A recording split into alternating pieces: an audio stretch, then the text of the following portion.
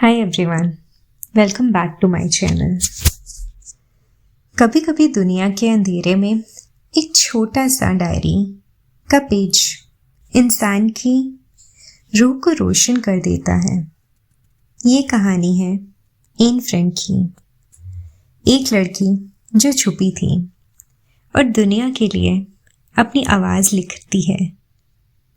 ये डायरी सिर्फ शब्द नहीं, ये एक जिंदा रिकॉर्ड है, एक बच्ची के सपनों, डर और होप का।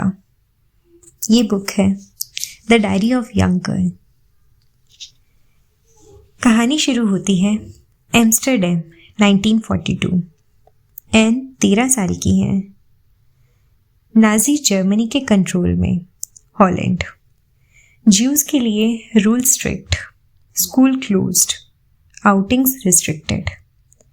एन अपनी डायरी में लिखती है, मुझे एक दोस्त चाहिए जो मेरी बातें समझे, और इसीलिए उसने अपनी डायरी का नाम रखा किट्टी। किट्टी उसका कॉन्फिडेंट बन जाती है। हर खुशी और दर्द, हर सीक्रेट वो किट्टी के साथ शेयर करती है। एन के घर फादर ऑटो फ्रैंक जेंटल और supportive, mother Edith Frank strict पर केयरिंग, सिस्टर मार्गरेट ओबीडियंट और काम। शुरू में लाइफ नॉर्मल लगती है, पर नाजी लॉज और गेटोज के डर में हर चेहरा टेंशन में है। एन डायरी में लिखती है अपनी फीलिंग्स। कभी कभी माँ और मैं समझ नहीं पाते, पर मैं छुप के लिख सकती हूँ।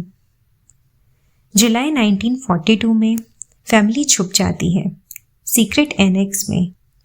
8 लोग एक छोटी जगह में। दिन में दरवाजे बंद, रोशनी लिमिटेड, हर मूवमेंट साइलेंट, हर आवाज़ डेंजरस। एन डायरी में लिखती है, हर दिन एक चैलेंज है, हर दिन डर और उम्मीद का मिक्स है। वो डेली लाइफ में छोटे जॉयज नोट करती है। विंडो से बाहर का ट्री, बर्ड्स का सॉन्ग, बुक्स पढ़ना, सिस्टर के साथ स्मॉल जोक्स। एन बहुत क्यूरियस और एक्सप्रेसिव है। डायरी में वो खुद से बातें करती है, क्वेश्चंस पूछती है। मैं कौन हूँ? मैं क्या बनना चाहती हूँ? दुनिया में मेरा रोल क्या है? उसका ऑप्टिज्म और होप हर फियर के बीच चमकता है। लोगों के एक्शंस हमें तोड़ सकते हैं, पर हमारे सपने नहीं। एन और मार्को का बॉन्ड स्ट्रॉन्ग है। एन डायरी के जरिए इमोशनल रिलीज करती है। वो दूसरे छुपे रहे लोगों के साथ भी बॉन्ड बनाती है। मिस्टर वान डान फनी, समटाइम्स अनोइंग, मिसेस वान डान क्वारलसम, पीटर वान डान शाय लड़का ग्रेजुअली एन के लिए कंफर्ट जोन बनता है। एन की डायरी में रोमांस का पहला स्पार्क भी दिखता है। पीटर की स्माइल मुझे थोड़ा रिलैक्स कर देती है। नाजी रेड्स का डर कांस्टेंट है। हर नॉक, हर साउंड टेंशन क्रिएट करता है। डायरी में एन लिखती है, हर साउंड, हर शेडो लाइफ और डेथ के बीच का बॉर्डर है। वो एक्सप्रेस करती है एंग्जाइटी, फियर, पर कभी होपलेस नहीं होती।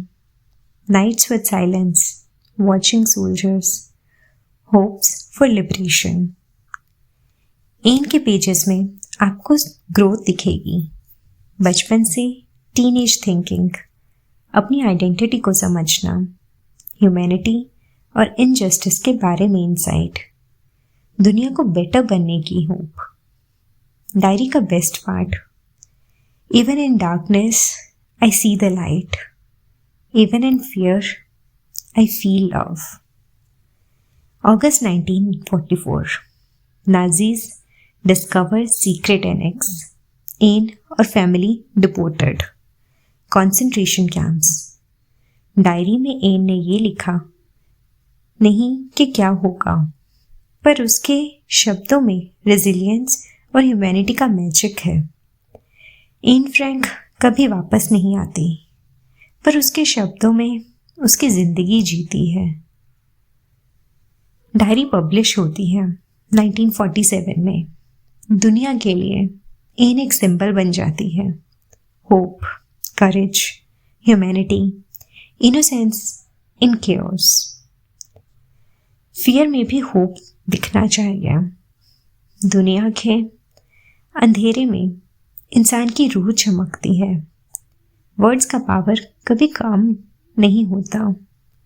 बच्चे भी इंस्पायर कर सकते हैं ह्यूमैनिटी को। एक छोटी डायरी भी दुनिया को बदल सकती है।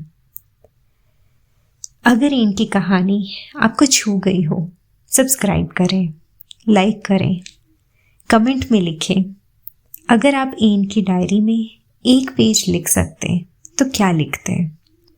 मिलते हैं अगली स्टोरी ऑडियो बुक के साथ, क्योंकि ये कहानियाँ सिर्फ सुनाई नहीं जाती, महसूस की जाती हैं। Thank you for listening.